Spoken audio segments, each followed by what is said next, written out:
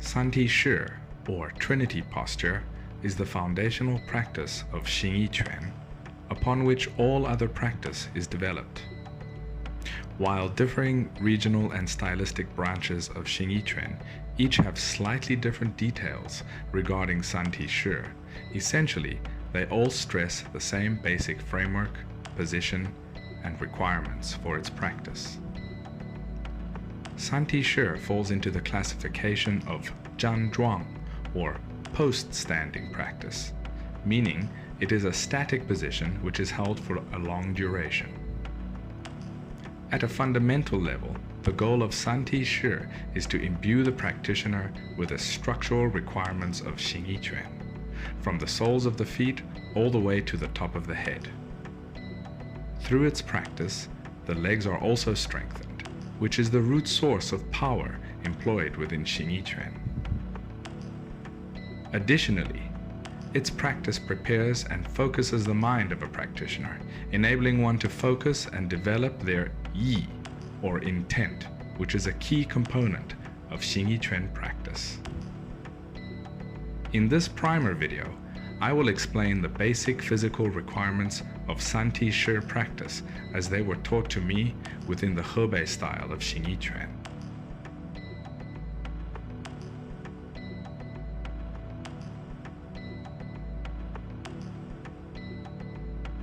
Standing upright with the feet next to one another, turn the toes of the right foot out, no more than 45 degrees, and measure out 2 full foot lengths of the left foot, stepping directly ahead. The rear leg holds between 60 and 70% of the body weight, while the front leg holds between 30 and 40% of it, which conforms to the classical concept of the legs of the rooster.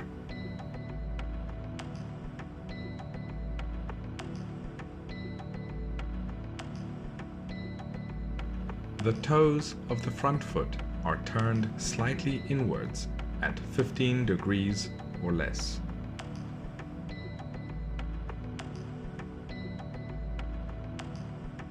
Two foot lengths between the feet equates to the length of your shin bone. Ensure that the 2 feet are on either side of a straight line, and they must not cross one another, as this would be unstable.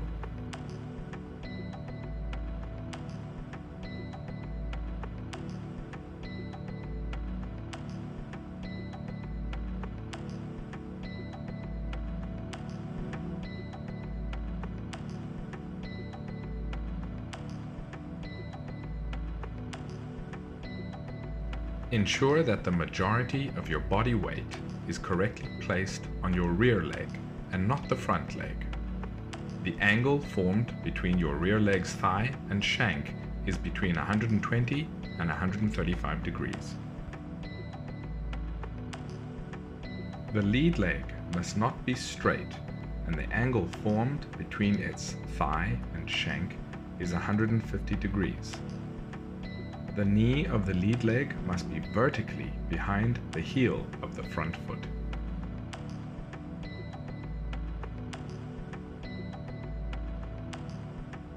The buttocks must be naturally tucked in, and ensure that you don't execute either a posterior or an anterior pelvic tilt.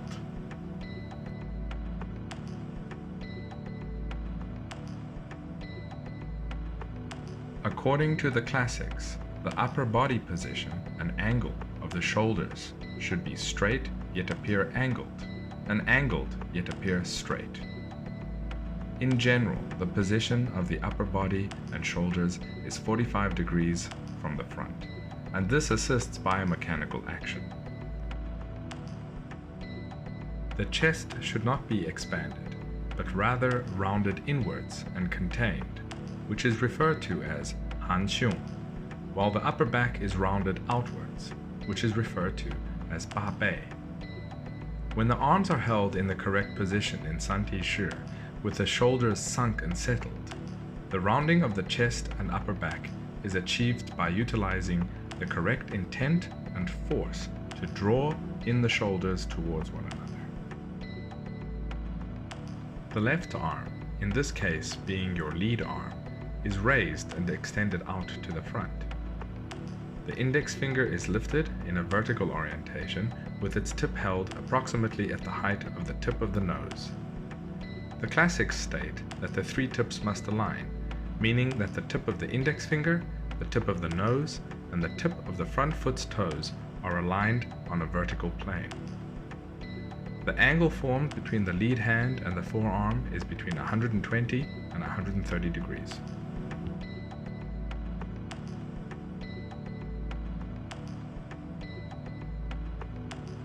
The wrist is settled and the 5 fingers of the hand are separated and bent, with the palm rounded and concave. The web between the index finger and the thumb, referred to as the tiger's mouth or hukou, must be spread and rounded. All 5 fingers are slightly bent and have a grasping energy, which conforms to the classical concept of the claws of the eagle.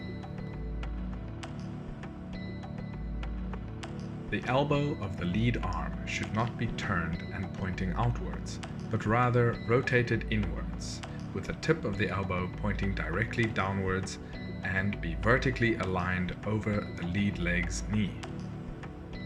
The arm should be slightly bent, and the angle formed between the upper arm and the forearm should be approximately 150 degrees. As the classics state, if the arm is too bent, you will lack reach, and if the arm is too straight, you will lack power. The shoulder of the lead arm should be settled and sunk, and should not be tensed and raised. This is crucial to settling the shoulder into its joint in order to unite the structure and generate whole body power. As the classics state, settle the shoulders and sink the elbows. These two ideas are interconnected and should be consciously executed at all times. The angle formed between the upper arm and the chest is between 60 and 70 degrees.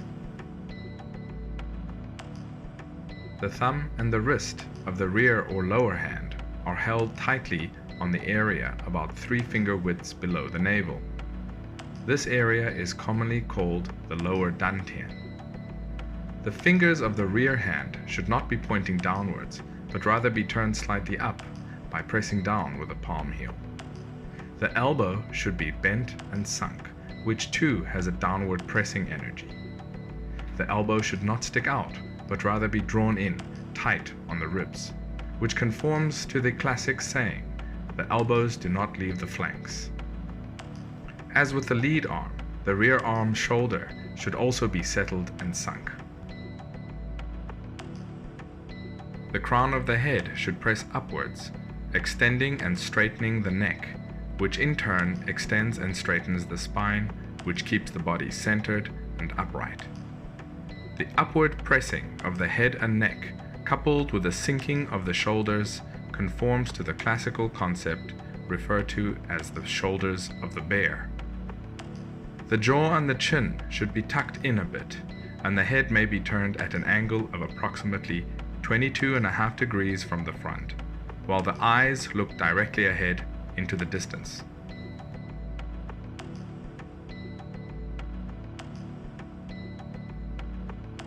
At the beginning stage, when starting to practice Santi Shi post standing, your primary focus should be to attain the correct position, as highlighted in this primer video. Go through the key points and correct your posture from your base to your head. As you do this, pay attention to the feeling in your body as you correct each section. Through this method, over time, you will gradually begin to understand the requirements for each section of your body and of Xingyi Quan. You should be relaxed but not slack and limp, rather utilizing just the right amount of force to place each part of the body in the correct place. The upper body should be relaxed while the lower body should be solid.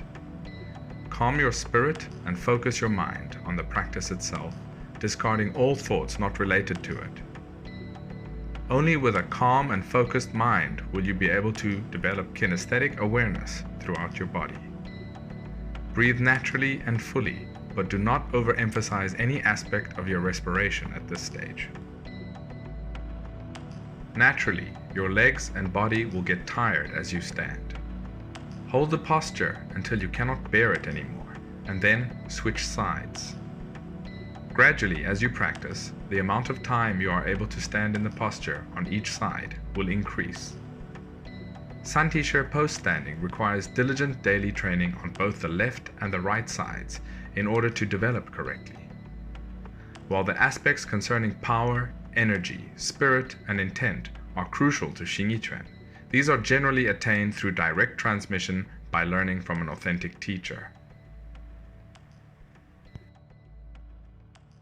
The details covered in this primer video will enable you to begin or correct your Santi-Shi post standing practice and lead you onto the road of Xingyi Quan practice.